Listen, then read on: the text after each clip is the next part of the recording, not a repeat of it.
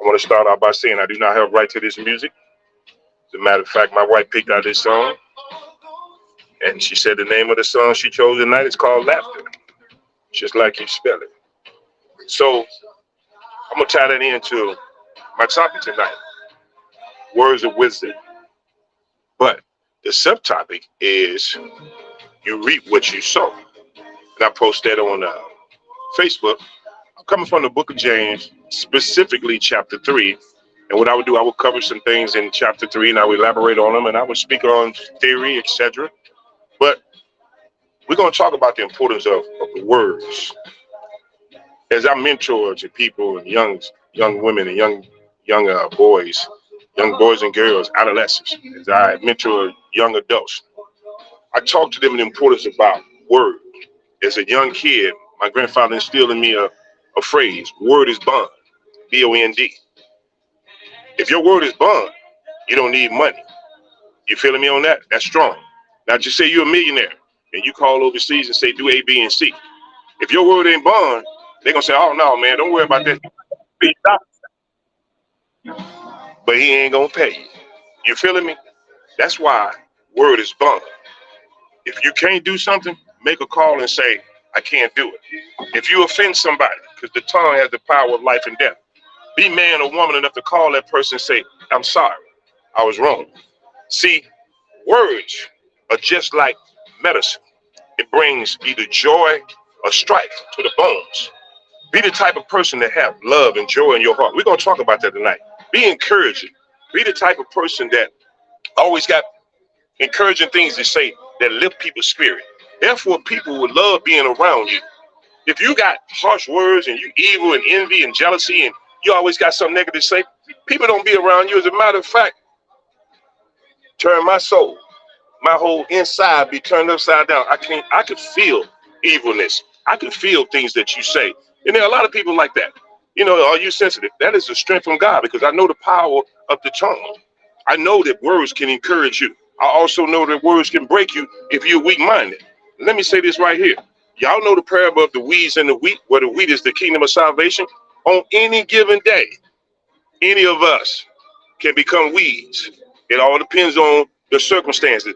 That's why it's very important to be cognitive of what you're saying to people, because you don't know what that person's going through. You mess around and come up and say the wrong thing to the wrong person at the wrong time, and next thing you know, you're no longer with us. You feeling me? So that's why it's important to realize that especially when you call yourself in a position of authority, come on now. We all supposed to be saved here. There should not be tension in church. I'm talking to the whole world. I don't care what your beliefs are. There should not be tension in church.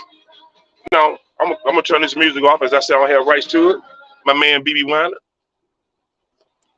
Appreciate that, honey bun.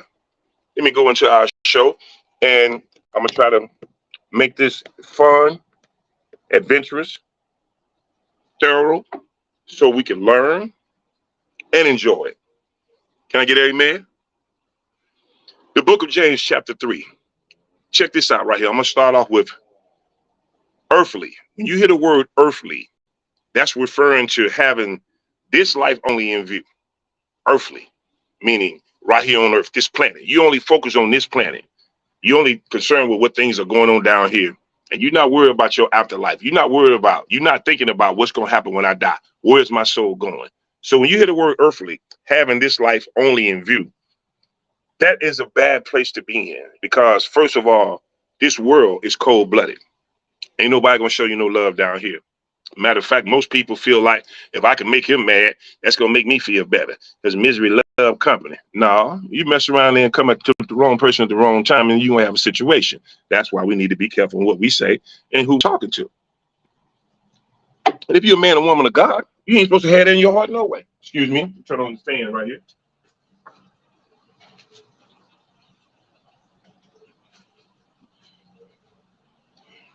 Apologize for that. I had to turn on the fan. Not any air circulating. I'm outside in case you could tell. And let me say this. If you call yourself a man or a woman of God, you shouldn't be going around offending people anyway, because the God in you going to prevent you from doing that. Let's go into our show. I'm going to tell you why. Who told you? James, in the book, in the Bible, the 66 chapters. Words of wisdom is my topic tonight. There are two types of respect, earned and legal, with earned being the hardest to gain. Well, Big C, how can you earn respect? I'm glad you asked. By giving it. Do you know how difficult it is to go out into the world or in the community, etc., and get the attention of a 12, 13, 14-year-old young boy? And most of them in situations where they don't have a daddy at home, and they don't know what respect is because they never had to give it. It's never been demanded of them. So what I do is when I go in there, I call it man up. I give them respect and they give it to me because they know that I care. And let me say this, people don't care how much you know until they know how much you care. I love that, right? Okay, what does James chapter 3 mean? What is James talking about in chapter 3? Words and wisdom are the focus of chapter 3. Uncontrolled words and the wisdom of the world always lead to destruction. This is going to be so enlightening. You hear what he just said? Uncontrolled words and the wisdom of the world now, earthly things, always lead to destruction. Sooner or later, you're going to watch it. It's going to end up getting destroyed, devoured right in front of you. Those who trust God understand that neither human speech nor human philosophy will lead them toward a faithful life. My brethren, let not many of you become teachers, knowing that we shall receive a stricter judgment. For we all stumble in many things. Talking about myself. If anyone does not stumble in word, he is a perfect man, able also to bridle the whole body. But what person was on this earth that was able to do that? Only one. Jesus Christ is the only person that ever walked this earth that never stumbled, never committed a sin. The rest of us going to fall down. It's just the righteous man gets back up again. You feeling me? When I say man, I'm talking unisex. So don't want to exclude nobody that come across as a chauvinist. Let not many of you become teachers is basically saying when you become a teacher or a preacher, or when you're doing what I'm doing, people going to hold you, they're going to criticize everything you do or say. They're going to misinterpret what you're going to understand what you're saying because Jesus spoke in parables and a lot of people didn't know what he was saying and he meant that. So when you're thinking in the flesh, when you don't have the Holy Spirit in you, you're always going to get misled. I don't care how well I teach or preach or whoever it is. I don't care the best, most articulate speaking person in the world can explain to you exactly what God is revealing to them. You're going to see it differently because that's just the way of the world. It is easy to take position of teacher lightly in the church without considering its cost in terms of accountability. Jesus warned, to whom much is given, from whom much will be required. I know that God has given me a lot of talent. And I know that he's put me through a lot of trials and tribulations. That's why I'm standing here in front of you today. That's why I'm doing what I'm doing, because I'm trying to help somebody get through what I've been through. You feeling me? Now put that in your pipe and smoke it. Who told you? Big C. And see, the most important thing, to whom much has been committed of him, they will ask more. That's Luke chapter 12, verse 48. The words of Jesus and James remind us that being amongst the teachers in God's church is more than a matter of having natural or even spiritual gifts. There is an additional dimension of appropriate character and right living. James found this department of church work had become extremely popular. Hence, his warning about his serious responsibilities. God will judge us on the last day with special strictness on account of our influence of others. So when you become a teacher, a preacher, a mentor, a school teacher, whatever you're doing, and you are put over, especially young kids, adolescents, because if you mislead them, you better bet God gonna fix you. You're gonna be held to stricter punishment, and you're gonna be held accountable, and your judgment is gonna be tougher. That's exactly what James is saying.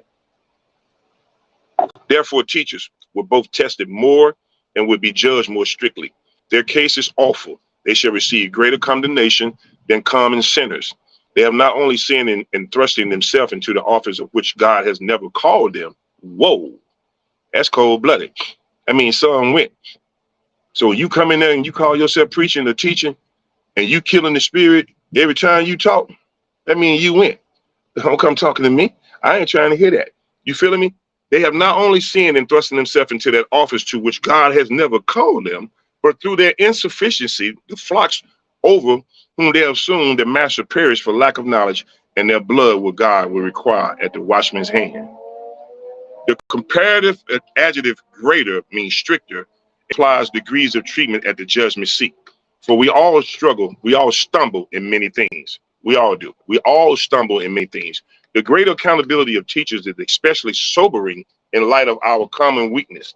After all, we all stumble in many things. The ancient Greek word translated stumble does not imply a fatal fall, but something that trips us up and hinders our spiritual progress. You've seen me post on Facebook a few weeks ago. When the mouth stumble, it's worse than the foot. That's exactly what that's talking about. When the mouth stumbles, it's worse than the foot. And I think my classmate and ordained minister, Roy Ray Jones, put that scripture verbatim down there. When the mouth stumbles, it's worse than the foot. Okay? We all stumble. James included himself amongst those who stumble, yet he did not excuse his or our stumbling. We know that we all stumble, but we should all press on to a better walk with the Lord, marked by less stumbling. Meaning that when you know you say things and you do things that are offensive to people, you need to work on that. If everybody telling you the same thing, oh man, every time I turn around, man, you always pissing people off, or you got folks upset with you all the time. You need to watch how you talk to people. You need to realize that the tongue has the power of life and death. And you just can't go around disrespecting people and think you're not going to offend somebody and you're not going to get checked. If everybody telling you the same thing, you probably need to look in the mirror. This is another one of the several statements in the Bible which tell us that all men sin, including 1 Kings 8:46, Job 14:4, Proverbs 29, Ecclesiastes 7:20, and John, 1 John chapter 8, verse 10. If anyone does not stumble in word, he is the perfect man. James provided a way to measure spiritual maturity for teachers and for all Christians. You see, that spiritual maturity is when you understand that, okay, I'm not going to even crack no joke. I like to joke a lot. I don't crack jokes that could be offensive because I don't never attack anybody personal. It's most of the time it's an improv, right on the spot, impromptu comedian. That's what I am. I'll crack a joke according to the situation we in, and a humor is a defense mechanism. However, some people don't understand it. Just like when Jesus was speaking in parables, some folks didn't know what he was saying. It ain't my fault if it's went over your head. It ain't directed at you, but if the shoe fit, you can wear it. Okay. Not to stumble in words shows true spiritual maturity. This is especially relevant to teachers who have so much more opportunity to sin with their tongue.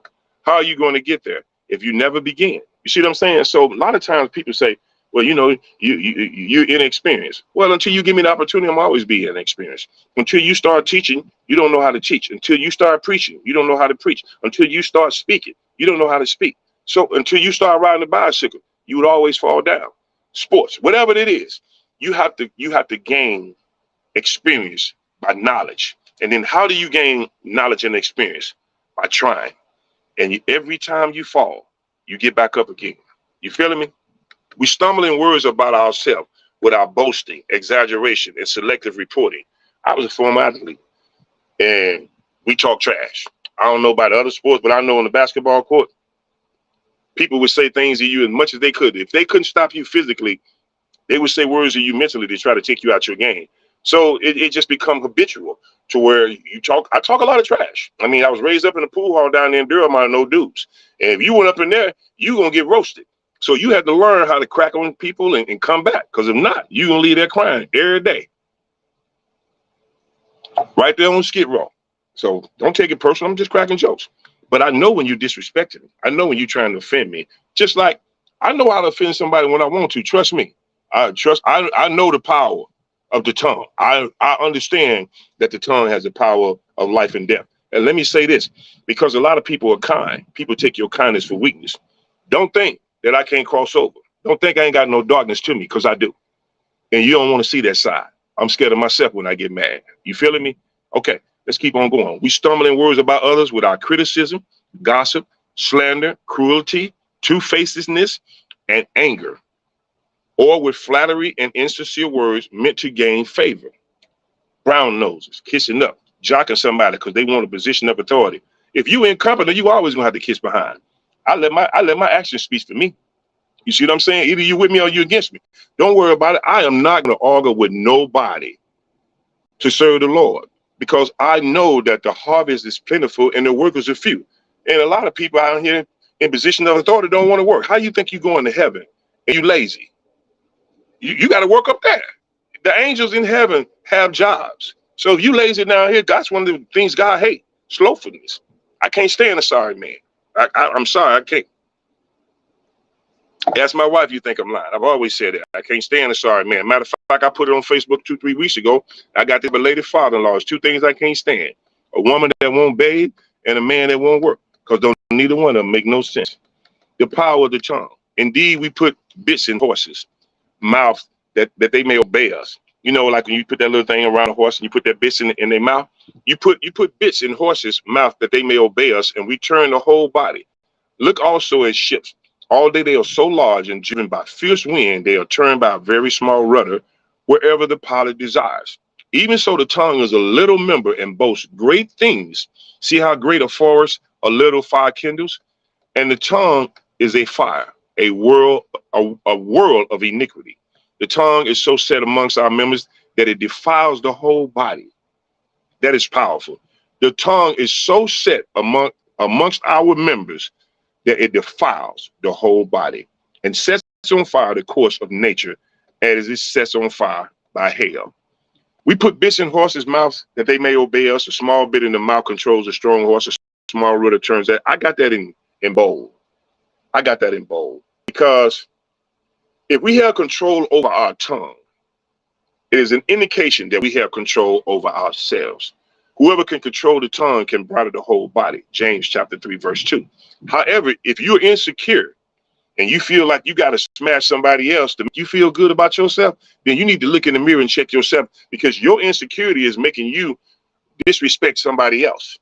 When you're secure in your manhood or womanhood, you ain't got to go around dissing nobody else. You ain't got to belittle somebody because you already have self-confidence. All you're doing is embarrassing yourself, making me realize that you're insecure. That's why you're trying to oppress somebody. That's why you're trying to smash somebody. You got to feel good about yourself. By smashing other people, then you're a small person. You feeling me? Keep on keeping on.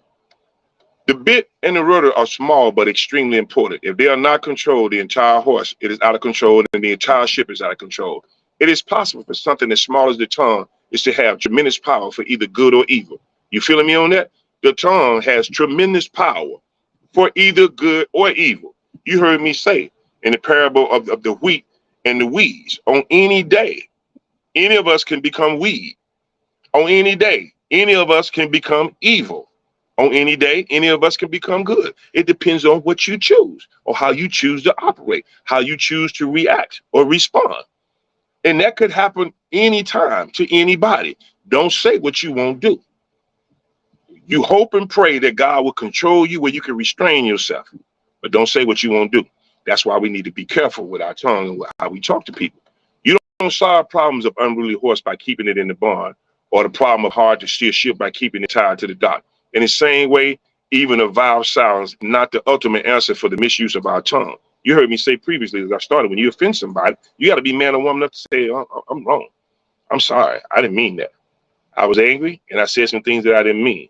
And we're going to say it later on in this chapter, but I want to say it right now because it's coming to me and the Lord given to me. The same tongue that we use to worship God, we use that same tongue to curse with. I'm guilty of it. How many of you confess up? The same tongue that we use to worship God, we use that same tongue to slander people, spread rumors, lie, gossip, whatever, because it's good and evil. It depends on how you control your emotions. If your emotions get out of the way, you get angry, you're going to say evil things. But when you got the Holy Spirit in you, you're going to say good things. And you cannot operate down here without the Holy Spirit, because Satan would devour you. He'll have everybody cussing each other out. He'll have everybody in church fighting. He'll have everybody in school. Why you think there's so many shooting in these schools? In school? Are you serious? Come on, man. That was unheard of back in the day. But they took God out of school. So now who you think replaced him? Who told you? Okay, let's keep on keeping on. Listen to comprehend instead of listen to reply. Respond instead of react. That's why so many arguments in situations, because the person that you're talking to is not comprehending what you're saying. They're not even listening to comprehend. They just waiting to say something back because you said something to them. That's what leads to altercations. That's what leads to arguments. That's what leads to things escalating, because the lack of communication.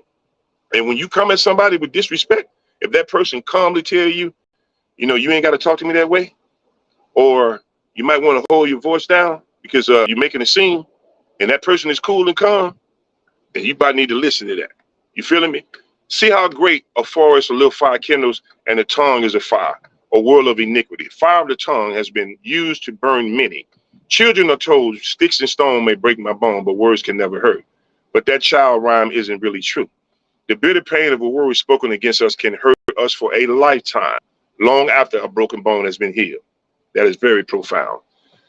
In the two former illustrations, animals and ships are controlled by small objects. In the last illustration, a huge forest is destroyed by a tiny spark. The tongue likewise can either control or destroy. What others say to us and what we say to others can last a long time, for good or for evil. The casual, sarcastic, or critical remark can inflict a lasting injury on another person. I'm going to say that again. The casual, sarcastic, or critical remark can inflict a lasting injury on another person. Well-timed encouragement or compliment can inspire someone for the rest of their life. That's what we all should try to do. We should try to be encouraging. We should try to compliment. We should try to inspire. That's what I try to do most of the time. There are times when I do lose my composure. There are times when I do get angry. There are times when I say things that are in the Bible, and you know what I'm referring to. So I'm not going to sit here and lie to you and try to act like I'm somebody. Not only Jesus Christ did that. Okay? Proverbs speaks of a person who doesn't consider the destructive power of his words, like a madman who throws fire arrows at him. Is the man who deceives his neighbor and says, I was only joking? Proverbs 26:18-19. Again, James isn't telling you to never speak or to take a vow of silence. In many ways, that would be easier than exercising true self-control over the tongue. The bridle, the rudder, and the fire can all do tremendous good when they are controlled properly. What James is telling us right here, my brothers and sisters, is that don't shut down. You know, don't stop talking because you don't want to say nothing rude or you don't want to offend somebody. You know, there are ways that you could communicate without offending the person. You know, with all due respect, or this is how I see it. Be cool and calm about it. But if all of a sudden you blow up and start raising your voice, all that's going to do is you putting gas on fire. It's just going to make things escalate. You see what I'm saying? Tongue is a fire, a world of iniquity. There aren't many sins that don't involve talking away. The tongue is a fire, a world of iniquity. There aren't many sins that don't involve talking in some way. It is though all the wickedness in the world, in the whole world, were wrapped up in that little piece of flesh, that little piece of tongue. It walketh through the earth and faceth the very heavens. Psalm 73:9. It can run the world over and bite at everybody, being as a sharp razor. That instead of shaving, the hair cutteth the throat. Psalms 52:2. It is made in the shape of sword, and David felt as a sword in his bones. Psalms 42:10. It is thin, broad, and long, and as an instrument most fit to empty both speakers and the hearer's heart. It is of a flame color and apt to set fire the whole will of James chapter 3, verse 6. James echoes the testimony of Proverbs regarding the tongue. In the multitude of words, sin is not lacking, but he who restrains his lips is wise. The tongue of the righteousness is choice silver. The heart of the wicked is worth little. The lips of the righteousness feed many, but fools die from lack of wisdom.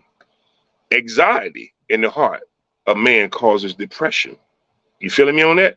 Anxiety in the heart of man causes depression, but a good word makes it glad. So what am I saying, Big C? Because I deal with that at times. We all deal with depression. We all deal with anger. Whenever you do that, that means that you're allowing your thinking to overtake the situation. You're thinking negatively. You're thinking about the worst thing that can happen. When you're optimistic, you always say, you know, if this happened, this is how I'm going to handle it. But always stay positive. My partner from Atlanta called me this afternoon, right before I went live. And he was speaking encouraging words to me. He sent me some scriptures that were encouraging. That's what we are supposed to do. Iron sharpen iron. He knew I was getting ready to go live. He saw my topic, and so he did that to support me. I appreciate that, JJ, man. That's the way the whole world should be. But you know what? It ain't but a few of us like that. You know what I'm saying? Pleasant words are like a honeycomb, sweetness to the soul and health to the bone. Death and life are in the power of the tongue. Whoa. And those who love it will eat his fruit. You can take any one you want. You can have death if you want to, or you can have life if you want to. That's in the power of the tongue. As you speak it, it's the way you're going to live. You going around cutting people down, slandering people, slicing folks down, trying to execute your power. Watch what happens. The difficulty of taming the tongue. For every kind of beast and bird or reptile and creature of the sea is tamed and has been tamed by mankind, but no man can tame the tongue. It is an unruly evil, full of deadly poison. That's for all of us. I mean, any of us can say things to hurt somebody else at any given time. And I'm not going to sit here and tell you, you come at me and say some harsh things and you can keep on. You mess around and touch a nerve, I'm coming back at you. I'm going to light you up. And then it's just going to lead to one thing, lead to another. That's why you don't come at people like that. That's why you don't disrespect folks. That's why you don't come at folks trying to insult them. You would be and got checked. You know, I don't care who it is. I don't care. It ain't got nothing to do with size. It ain't got nothing to do with gender. It ain't got nothing to do with age. It's all got to do with respect. RESPECT. That's what I'm talking about right there. Every kind of beast and bird has been tamed by mankind. A wild animal can be more easily tamed than the tongue. In fact, James tells us that no man can tame the tongue. That's strange, isn't it? Though a wild animal can be tamed more easily than the tongue. The human spirit has incredible capacity for sacrifice and self-control. Sometimes we hear a survival story of someone who cuts off their own leg to get free from a tree that has fallen on them. And then they make it to a hospital for medical treatment. The same man can't tame the tongue perfectly. I'm not going to argue with no man or woman to serve the Lord and allow God to use me. Oh, man, I said that before I even saw it. The harvest is plentiful and the workers are few. There aren't enough people in this world trying to serve God for us to be fighting for a hospital, for mission. Worry about who's going to get the mic. Worry about who get a title. Worry about who's going to be close to the pastor. That's the problem. That's why people cutthroating each other. You see what I'm saying? I am not going to argue with no man or woman to serve the Lord and allow God to use me, because I know there's plenty places for me to go. There's the whole world. There's 7 billion people in this world. I ain't arguing with nobody because there are plenty of fishes in the sea. You feeling me? God hates a slothful person, lazy. What makes you think that you can enter heaven and you lazy down here? There's work to heaven too. That's Big C. Who told you? I did. No man can tame the tongue. Nevertheless, the tongue can be brought under the power and the control of the Holy Spirit. We might say that only God himself is mightier than the human tongue. That is true. Okay? It is unruly evil, full of deadly poison. The untamable tongue is even more dangerous when we consider the deadly poison it can deliver. The poison of the tongue is no less deadly. It murders men's reputation by the slander it utters, their soul by the lust and passion it stirs up in them, and many times their bodies too by the contention and quarrels it raises against men. You feeling me on that? A woman once came to John Wesley and said she knew what her talent was, and she said, I think my talent from God is to speak my mind. Wesley replied, I don't think God would mind if you buried that talent. Speaking forth everything that comes to mind is unwise, poisonous speech. I heard Pastor Evan broke down and said it's better to remain quiet and be thought of as a fool than to speak and remove all doubts. The contradictory character of the tongue. With it, we bless our God and Father, and with it, we curse men. Didn't I say that? Huh? Did I not say that? That's in the Bible, brothers. We have been made in this similitude of God. Out of the same mouth proceed blessing and cursing. Out of the same mouth proceeds blessing and cursing. Same mouth. My brethren, these things ought not to be so. Does a spring send forth fresh water and bitter from the same opening? Can a fig tree, my brethren, bear olives, or a grapevine bear figs? Does no spring yield both salt water and fresh? With it, we bless our God and Father, and with it, we curse men. The tongue can be used for the highest calling, to bless our God, and it can be used for the lowest evil, to curse men. In those who are born again, it should not be said out of the same mouth proceeding blessing and cursing. We as Christians should not be blessing, worshiping God, and then cursing each other out at the same time. Yet we do. We as Christians should not be getting in altercation. We shouldn't be arguing with one another. We shouldn't be slandering each other. We shouldn't be running, dropping down, snitching on each other, especially when somebody confides in you. There are times when I tell a person something just to see if they're going to run back and tell it. When you hear him say it, you know who told it, because you know who you told it to. And so that's just to test to see if I really can trust you. You see what I'm saying? A lot of people don't understand the importance of bond. You heard me speak a word of bond. If a person comes fighting, you're supposed to keep that between you and that person, and that's respect. Because if a man to carry a bone, he'll bring one. So if you running snitching on everybody else, you think that person gonna trust you? Because if you running telling me stuff on Leroy, then you gonna run tell Leroy stuff I said about him. So all you doing is killing your credentials. All you doing is hurting your chances of exceeding. All you doing is hurting your chance of moving up, because none of us are perfect. None of us are. And we have to be careful the way we treat each other and talk to each other. The worst way to disrespect a person is with words. I'd rather for you to slap me than to lie on me. You heard me say that before. You slap me, that pain gonna leave in 2-3 minutes. But you lie on me, now people gonna believe that the rest of their life. That's ruining my reputation and my credentials. If James said the same thing, you heard me say that even before I even read this in the scripture. The outburst of James suggests that he has suffered the strife of tongues in the religious world. Oh man, did I just say that? It reads like a transcript of bitter experience. Thus, no spring yield both salt water and fresh. James points to the ultimate impossibility of such a contradiction. If bad fruit and bitter water continue to come forth, it means that there is no contradiction. The tree is bad and the spring is bad. Jesus taught in Matthew chapter 12, verse 34 through 37, that a man's words are a reliable revelation of his inner character. What we say can indicate what we are. So if you're going around here cutting people down and you insecure about yourself and you think you need to smash somebody else to make you feel good, all you're doing is revealing your true identity. I'm insecure, so I got to oppress somebody else and make me feel good about myself. That's all you need to check yourself. Can a fig tree, my brother, bear olives? It would be a monstrosity, a thing to be wondered at and stared at, unnatural and absurd as a fig tree starting to bear olive berries, or is just as unnatural for a Christian to live in sin. Can he so live as to bear the fruit of iniquity instead of the fruits of righteousness? God forbid that he should be. Unless you are regenerated, born from above by a new and heavenly birth, you are not Christian. Whatever you may be called, and you cannot produce the fruit which is acceptable to God, and any more than a fig can produce an olive berry. Basically, you must be born again. All of us are born into sin and shaped in the iniquities. You must be baptized, born again.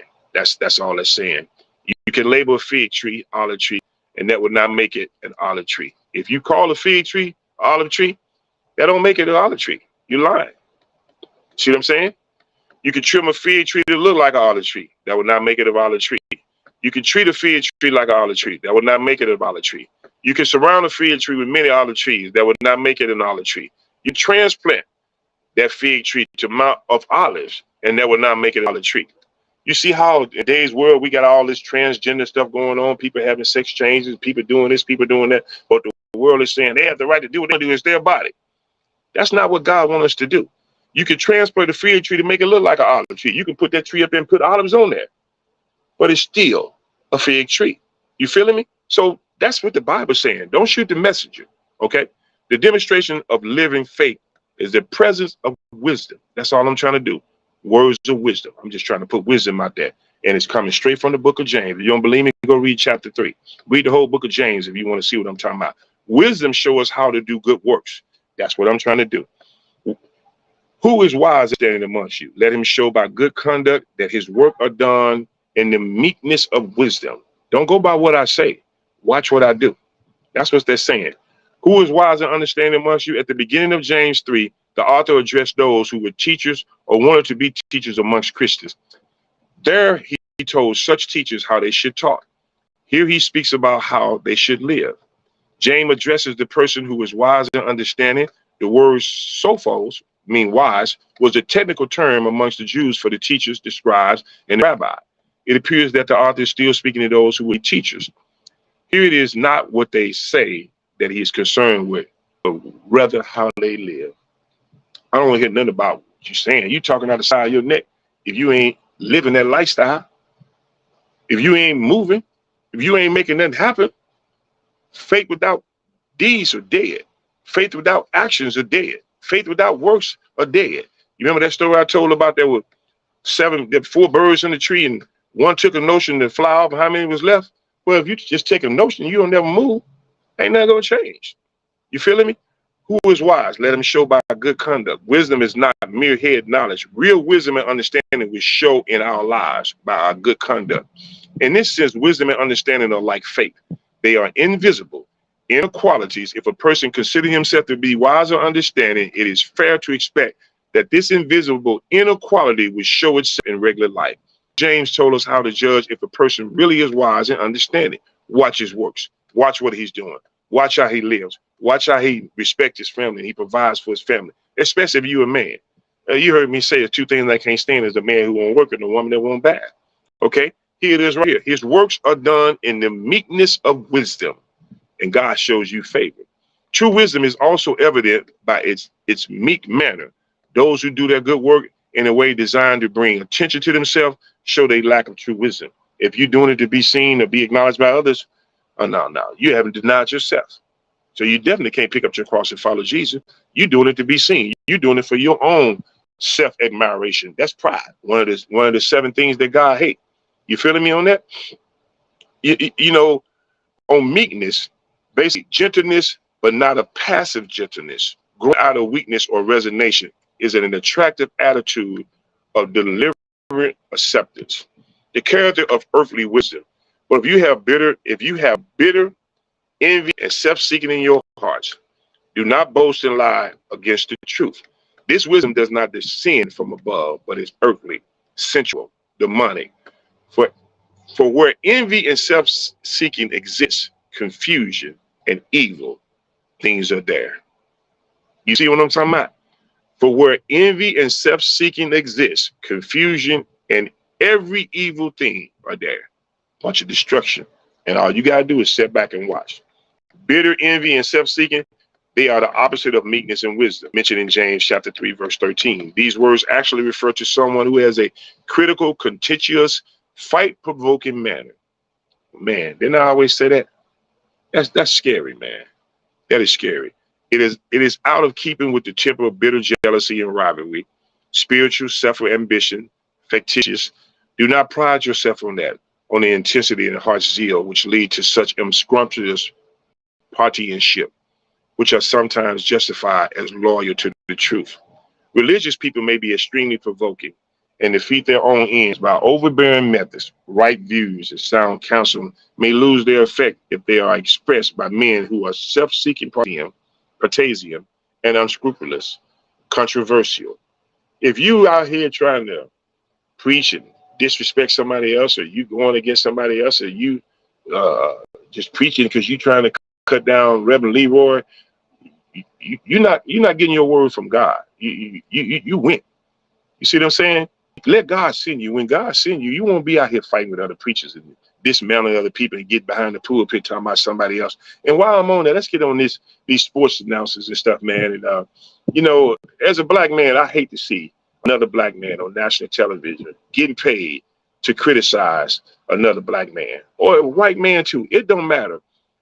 I just hate to see people critical of at least other people, because we all are humans. You have bad games. You have bad nights. I was an athlete. I didn't always perform my best. You have bad, you're human. So because people paying you so much money, they think you're supposed to go out there and play your best game every time you go on the field, or every time you go on the court, or every time you run, whatever your sport is. That's inhumane. Even machines mess up. Even robots make mistakes. So I can't stand people that go out and just criticize other folks as if were immaculate, especially the guys that ain't never played no sports. Or if you got 4 or 5 rings and you was on the bench, ain't nobody never seen your name on TV, but you up here commentating, you want to criticize somebody, nobody even know you. Come on, man. Be for real. That's what I'm saying. That's why the earthly things, man, makes it so hard down here. Don't set your eyes on just earthly things. Set your eyes on above. Want to go to heaven and try to be as wise as you can by seeking from our Heavenly Father, so that while you down here, you can treat people the way you want to be treated, which is the golden rule. Now, I'm getting ready to close out now because I've been here about 30, 35 minutes. I really enjoyed this show tonight. I really learned, and words of wisdom. You're going to reap what you sow, because like I said, harsh words, most people ain't going to just keep sitting back there letting you keep disrespecting them. you're going to get checked. So we all need to check ourselves before we wreck ourselves. My brothers and sisters, be blessed. Pray me, I pray for you. And as I started off tonight by saying, seek wisdom from above, because the tongue has the power of life and death. Who told you? Big C.